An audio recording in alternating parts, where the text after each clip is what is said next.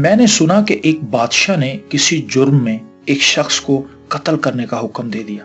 مرتا کیا نہ کرتا، اس نے جو منہ میں آیا کہنا شروع کر دیا اور بادشاہ سلامت کو خوب گالیاں بکیں۔ کہتے ہیں کہ جب بندہ جان سے ہاتھ دھو بیٹھتا ہے تو جو اس کے دل میں آئے کہتا جاتا ہے۔ ضرورت کے وقت جب بندہ بھاگ نہ سکے تو جلدی میں ہاتھ سے تلوار کی نوک کو بھی پکڑ لیا جاتا ہے۔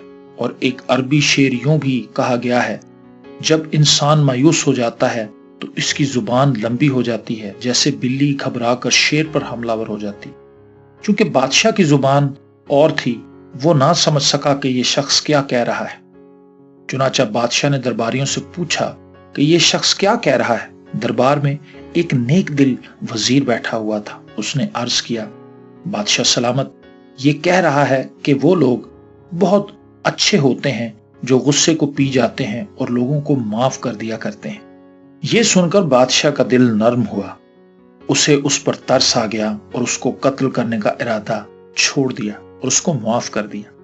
ایک دوسرا وزیر جو پہلے وزیر کا مخالف تھا، اس نے موقع غنیمت جانا اور پہلے وزیر کے خلاف بادشاہ کو بھڑکانے کی یوں کوشش کی اور کھڑا ہو کر کہنے لگا کہ ہم جیسے لوگوں کو زیب نہیں دیتا کہ بادشاہ کی بارگاہ میں کھڑے ہو کر جھوٹ بولنا شروع کر دے۔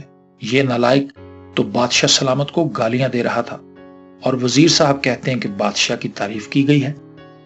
بادشاہ دوسرے وزیر کی بات سن کر ناراض ہوا اور اس دوسرے وزیر کو کہنے لگا کہ بدبخت، اس کا جھوٹ مجھے سچ سے زیادہ پسند آیا، کیونکہ اس نے جھوٹ بول کر ایک جان کو بچانے کی کوشش کی تھی، اس لیے اس کا ارادہ نیک تھا، اور تیرے سچ میں خباثت چھپی ہوئی تھی اور تیری نیت میں فتور۔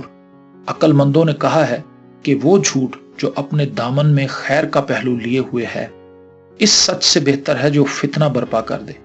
جس شخص کی مرضی پر بادشاہ چلتا ہو تو اس پر افسوس ہوگا اگر اچھی بات کے سوا کوئی بات منہ سے نکالے۔